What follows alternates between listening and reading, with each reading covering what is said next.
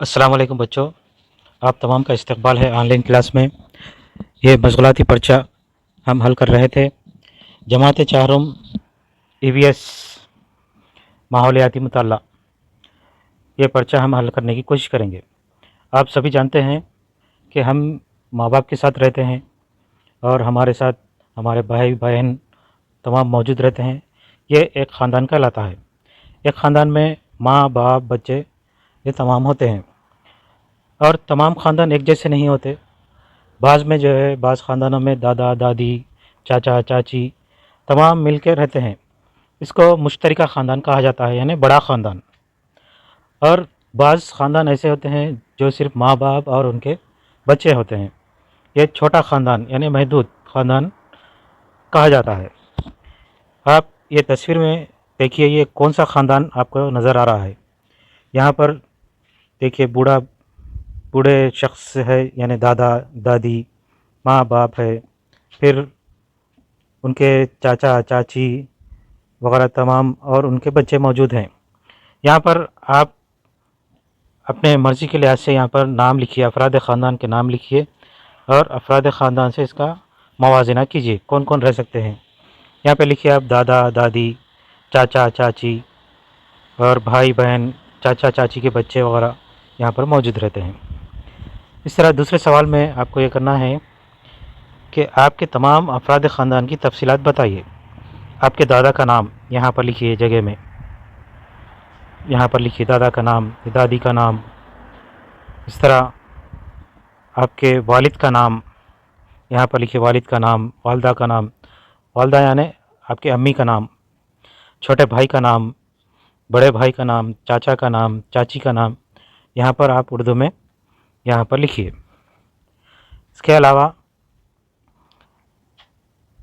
तीसरी बिट है मुनासिब जोड़ लगाइए। वालिद के भाई क्या कहलाते हैं?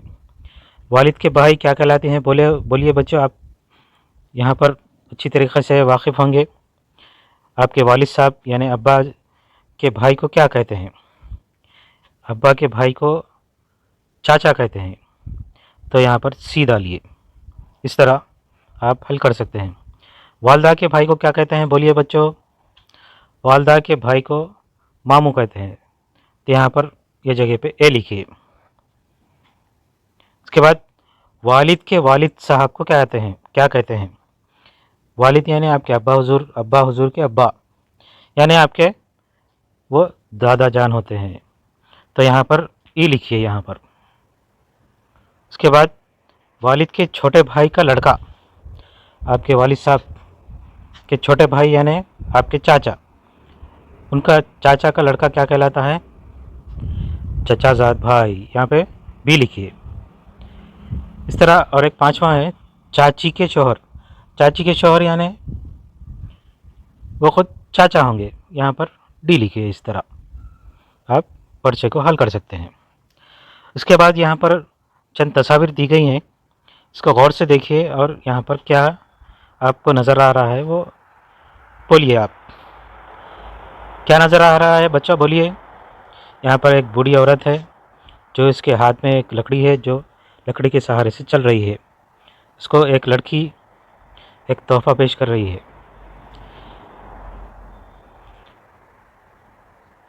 यहाँ पे दूसरी तस्वीर में देखिए, एक लड़का बैसाखी के साथ चल रहा है, उसकी पैर में लुकनत है, पैर तो यहाँ पर बैसाखियों के साथ चल रहा है और उसके साथ मौजूद बच्चे उसकी मदद कर रहे हैं। इस तरह मदद का जज्बा हमको फ़रोग़ देना चाहिए। जिसकी भी मदद हम कर सकते हों वो हम मदद करें। इसके बाद देखिए, लड़का बैसाखी के सहारे चल रहा है, क्यों? क्योंकि उसके पैर में लुकनत है, उसके पैर में ख़राबी है, या जो है उसके पैर पोलियो ज़दा है। आप यहाँ पर लिख सकते हैं। दूसरा सवाल देखिए, क्या आप जानते हैं कि दादी अम्मा ने लकड़ी क्यों पकड़ी है?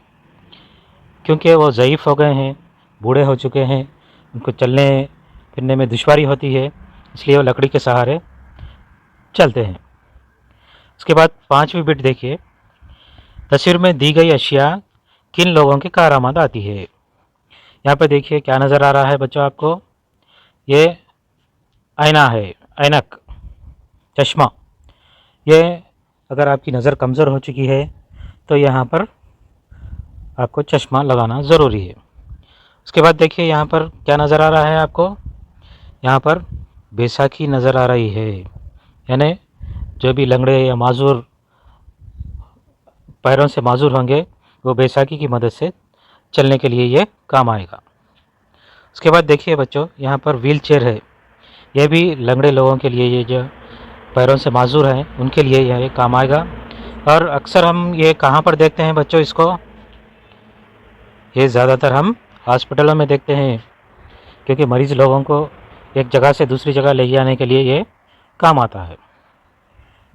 ٹھیک ہے بچوں، اس کے بعد ایک بہت ہی دلچسپ یہاں پر مشغلہ دیا گیا ہے کہ آپ شکل و صورت کسی بھی انسان کے ایک جیسے نہیں ہوتے، کوئی الگ الگ شکل کے ہوتے ہیں، تو یہاں پر ہم ان کی نشاندہی کرنا ہے۔ یہاں پر پہلا دیا ہے گول صورت، ان چاروں میں گول صورت کس کی ہے؟ بتائیے بچوں گول صورت کس کی ہے؟ اچھا غور سے دیکھیے، گول صورت یہاں پر اس بچے کی ہے، تو یہاں پر آپ 1 لکھیے۔ اوکے بچوں،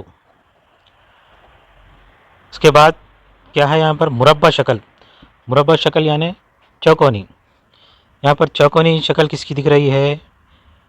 یہ بچے کی دکھ رہی ہے، اس لیے یہ اس کو 2 ڈالیے۔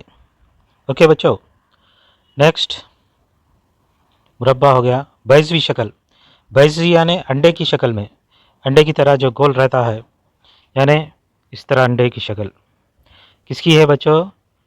اس بچے کی انڈے کی شکل کی طرح ہے، یہاں پر 3 لکھیے۔ اس کے بعد ہے بچوں مثلثی صورت، مثلثی صورت یعنی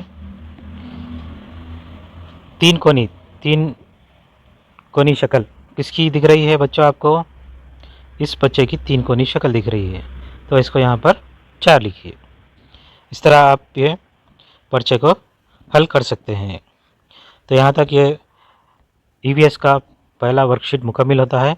آپ اپنے اپنے کاپیوں میں جس طرح دیا گیا ہے اس طرح لکھیے، آپ سوال نمبر ڈالیے اور جوابات وہاں پر لکھیے، آپ کو تصاویر اتارنے کی ضرورت نہیں ہے، صرف وہاں پر سوال نمبر لکھیے اور جوابات آپ اپنے کاپیوں میں نوٹ بک میں نوٹ کیجیے، اور اپنے اپنے اساتذہ کو اس کاپی میں جو نوٹ کیا گیا ہے اس کی تصاویر آپ جو ہے واٹس ایپ پہ شیئر کیجیے۔